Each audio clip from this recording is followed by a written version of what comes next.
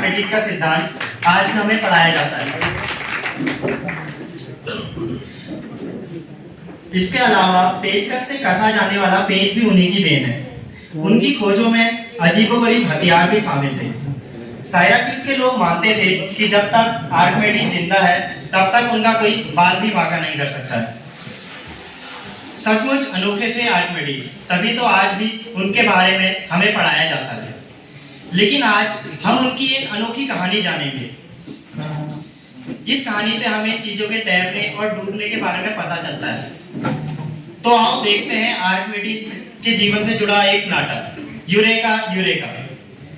पहला दृश्य, राजा का महल। साइराक्यूज में राजा के महल का एक दृश्य है। राजा और रानी सिंहासन पे बैठे हैं, बगल में एक कुर्सी पर प्रधानमंत्री बैठा हुआ है। राजा रानी को मनाने का प्रयास करते हैं। उसे मनाने की मुद्रा में बैठे हैं और प्रधानमंत्री दोनों की बातों को गौर से सुन रहे हैं। महाराज, लगता है महारानी आपसे फिर रुष्ट हो गई हैं। हाँ प्रधानमंत्री, लग तो ऐसा ही रहा है। महारानी, महारानी, महारानी, आप कहो तो हम तुम्हारे लिए 4 तारे तोड़ के ले आए। महाराज, आप बहुत लंबी लंबी बातें करते हैं। पिछले बार हमारे जन्मदिन पर आपने बड़ी लंबी चौड़ी बातें करी और ना जाने हवा हवा में कितने कीड़े बना डाले। और वो नामुराद आर्किमिडीज के स्तूप में आप ऐसे रमे कि हमारा बर्थडे ही भूल गए। अरे नाराज क्यों होती हो रानी? इस बार आपके बर्थडे में आपको ऐसा गिफ्ट देंगे, ऐसा गिफ्ट देंगे, आपकी ही क्या रोम की महारानी की भी आंखें फटी की फटी रह जाएंगी। अच्छा, फिर से लंबी लंबी बातें करने लगे। अच्छा सुनो तो, इस बार आपने सोचा क्या है? महारानी, इस बार हम सोच रहे हैं तुम्हें एक शुद्ध सोने का ताज दिया जाए। ताज ऐसा हो कि रोम की किसी रानी ने ना पहना हो आज तक वो ताज। अच्छा, एक अच्छा राजा तो वही होता है जो अपने वादे निभाए।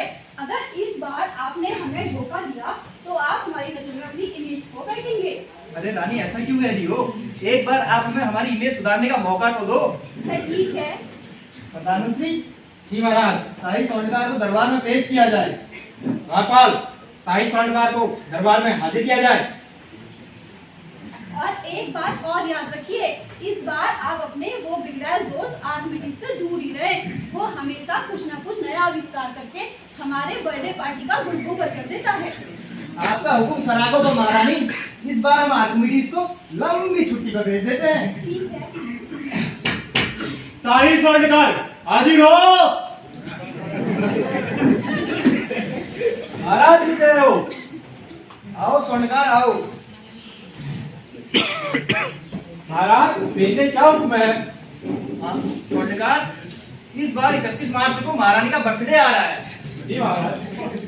हम सोच रहे हैं कि महारानी को एक शुद्ध सोने का ताज दिया जाए और ताज ऐसा हो कि रोम की किसी भी रानी ने ना पहना हो ऐसा ताज। महाराज, आप चिंता मत कीजिए, मैं महारानी के लिए एक ऐसा ताज बनाऊंगा जो इतिहास में आज तक किसी ने देखा ना हो। बहुत खूब स्वर्णकार, अगर तुमने ऐसा कार्य किया तो हम तुम्हें खूब वाला इनाम देंगे। धन्यवाद महाराज। महाराज, आप अभी हमें राजमहल के शाही खाने से एक सोने की ईंट मुहैया करा दीजिए। प्रधानमंत्री जी महाराज। राजपाल,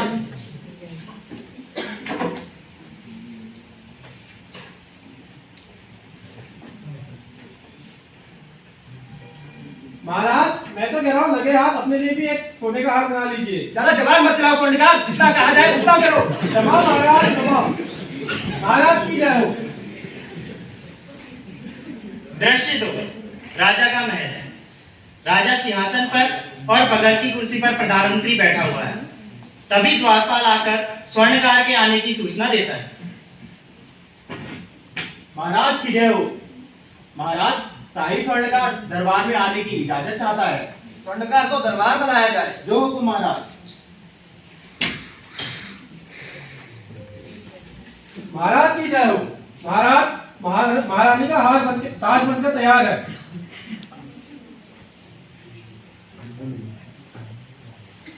अरे वाह स्वर्णकार, बहुत खूब। यह तो वाकई में बहुत खूबसूरत ताज निकला। धन्यवाद महाराज। इसे देखकर तो महारानी बहुत प्रसन्न हो जाएंगी।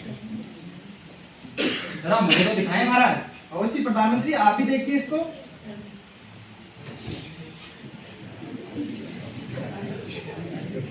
वाह, अति सुंदर। परंतु महाराज, मुझे इसकी शुद्धता पर शक होता है। शुद्धता पर शक? जी महाराज। इसका मतलब हमारी सोने की ईंटें मिलावटी है? नहीं महाराज, हमारे द्वारा दी गई सोने की ईंट 100% शुद्ध थी। मुझे लगता है इस चाटुकार स्वर्णकार ने इसमें कुछ सस्ती धातु मिला दी है। क्षमा कीजिए प्रधानमंत्री जी, आप मेरे पे झूठा आरोप लगा रहे हैं। अगर आपको इतना ही विश्वास है तो इसे साबित करके दिखाइए। ज्यादा जुबान मत चलाओ स्वर्णकार। क्षमा महाराज, क्षमा। अगर तुम्हारी बेईमानी साबित हो गई तो हम तुम्हारा सर कलम करवा देंगे। क्षमा महाराज। लेकिन प्रधानमंत्री, आप इसमें मिलावट का पता कैसे लगाएंगे? महाराज, ये तो मैं नहीं कर पाऊंगा। लेकिन शाही वैज्ञानिक आर्किमिडीज इसका पता अवश्य लगा सकते हैं। शाही वैज्ञानिक आर्किमिडीज? जी महाराज। आर्किमिडीज को तो हमने लंबी छुट्टी पे भेज दिया है। चलो कोई बात नहीं, उनकी छुट्टी कैंसिल कर दो और उनको शाही दरबार में पेश किया जाए। जी महाराज। बार शाही वैज्ञानिक को दरबार में पेश किया जाए। जो हुकुम।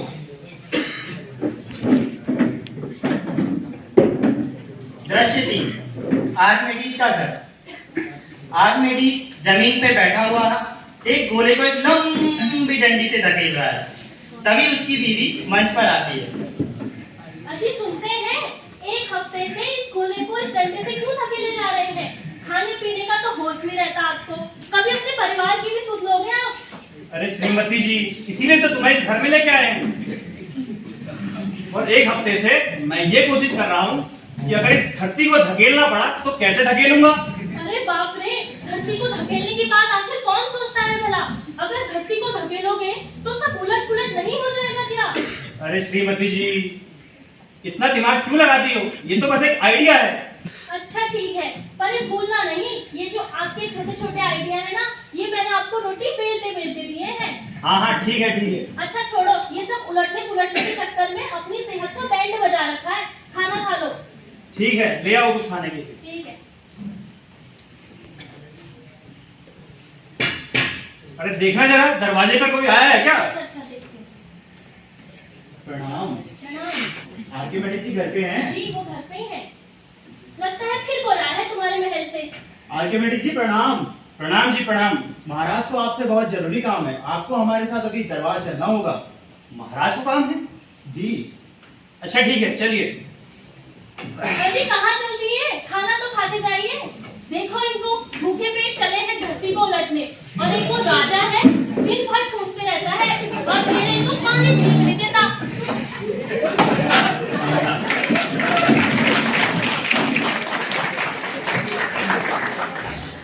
दृश्य 4, राजा का महल। दरबार में राजा सिंहासन पर बैठा है। बगल की कुर्सी पर प्रधानमंत्री बैठा है। उसके हाथ में ताज का एक डिब्बा है। दोनों के सामने हाथ जोड़े स्वर्णकार खड़ा है। तभी आर्किमिडीज को द्वारपाल अपने साथ लेकर आता है। महाराज की जय हो। महाराज, आर्किमिडीज जी आ गए हैं।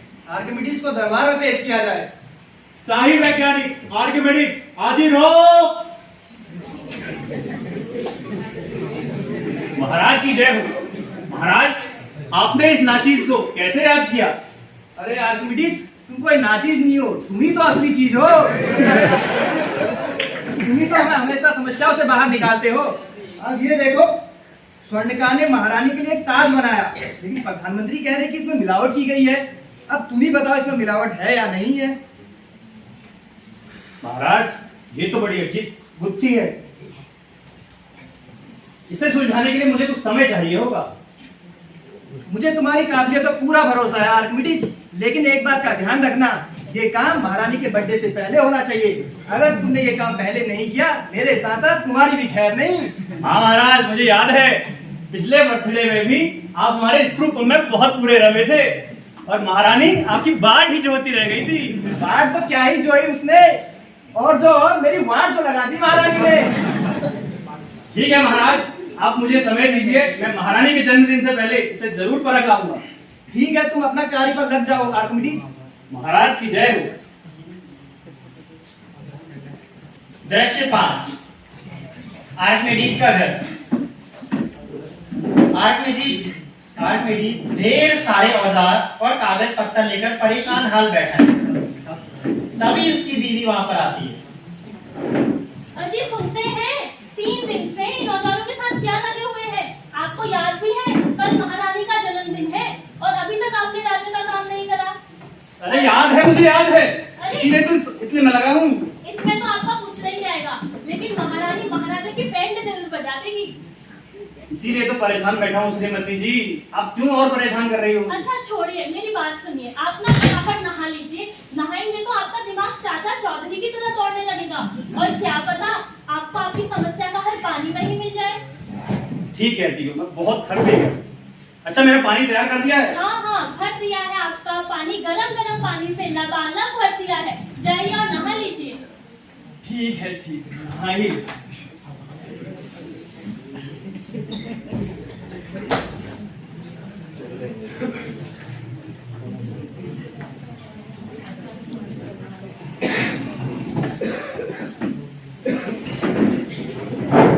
आर्किमिडीज नहाने के लिए अपने कपड़े उतारता है और नहाने का उपक्रम करता है। जैसे ही वो बाथटब में लेटता है, उसका पानी छलक जाता है और छलके पानी को देखते रहता है, और अचानक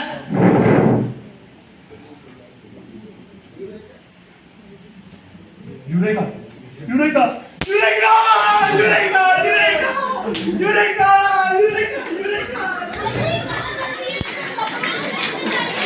अरे, कहाँ जाती है?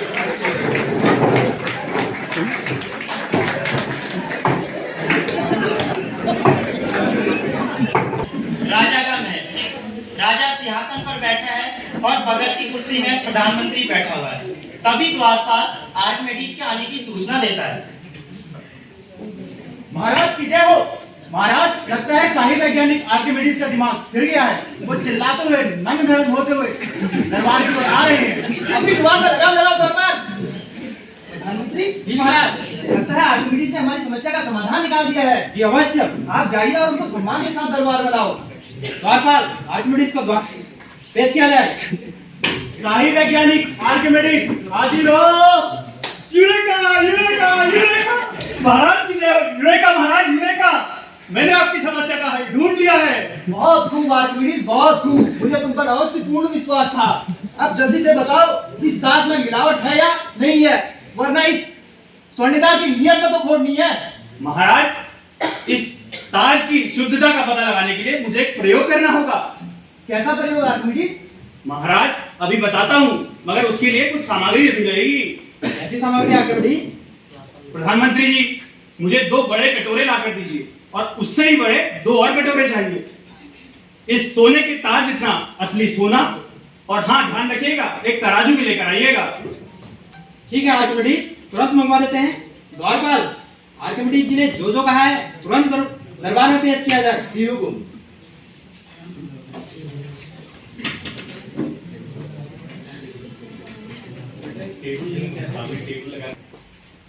महाराज की जय हो। महाराज, अब मैं आपको बताऊंगा कि ये ताज असली सोने से बना है या इसमें कुछ मिलावट है। महाराज, मैं आपको बताना चाहूंगा कि किसी वस्तु का उसके आयतन से बिल्कुल सीधा सीधा संबंध होता है। महाराज, जब मैं इस ताज को भरे हुए कटोरे, लबालब भरे हुए कटोरे में डुबाऊंगा, तो इससे निकला हुआ जो पानी होगा, उससे इसकी शुद्धता का पता चलेगा। ये तो सब ठीक है आर्किमिडीज, लेकिन इससे मिलावट का पता कैसे चलेगा? बताता हूं महाराज, बताता हूं। आप मुझे पूरा तो करने दीजिए, मगर उससे पहले आप मेरे एक प्रश्न का जवाब दीजिए। कैसा प्रश्न तुम्हारा? महाराज, आप ये बताइए कि 100 ग्राम मूंगफली ज्यादा जगह घेरेगी या 100 ग्राम रुई ज्यादा जगह घेरेगी? जाहिर सी है, रुई ज्यादा जगह घेरेगी। और ये कैसे बताया महाराज आपने? रुई हल्की जो हुई। यही तो मैं आपको समझाना चाह रहा हूं महाराज। यदि मैं इस ताज को कटोरे में भरे हुए पानी से डुबाऊंगा, और वो निकला हुआ पानी जब बाहर निकलेगा, उसका वजन उतना ही होना चाहिए जितना इसके बराबर शुद्ध सोना लाया गया है। और यदि ऐसा ना हुआ, तो यह इस ताज में कुछ ना कुछ मिलावट जरूर की गई है महाराज। ठीक से समझ नहीं आया आर्किमिडीज। मैं आपको इस प्रयोग को करके बताता हूं महाराज। अवश्य करके दिखाओ।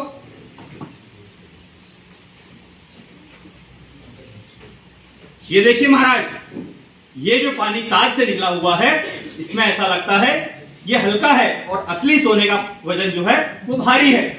इसलिए इस ताज में कुछ ना कुछ मिलावट जरूर की गई है महाराज। हाँ महाराज, मैं नहीं कहता था, इस चाटुकार ने कुछ गड़बड़ जरूर की है। प्रधानमंत्री, तुम्हारी सूझबूझ पर मुझे गर्व है। और आर्किमिडीज, तुम्हारे दिमाग का क्या कहना? तुम्हारे जैसे सलाहकार अगर साइराक्यूज के पास होंगे तो साइराक्यूज का कोई बाल भी बाका नहीं कर सकता है। अब मांगो, तुम्हें क्या इनाम चाहिए? मुझे क्या इनाम चाहिए महाराज? आपकी संतुष्टि और खुशी ही मेरा इनाम है।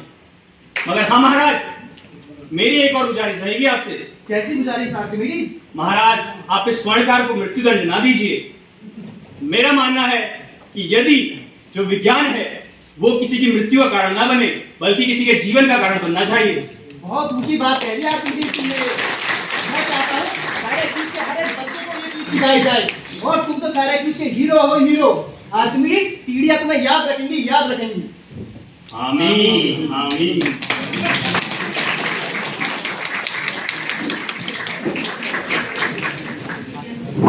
जैसा कि आप देख सकते हैं कि शाही वैज्ञानिक ने जिस प्रकार अपने राजा की दुविधा सुलझा दी, उसी प्रकार एक विज्ञान देश की तरक्की में अहम भूमिका निभाता है। यह न केवल तकनीकी और औद्योगिक विकास को बढ़ावा देता है, बल्कि स्वास्थ्य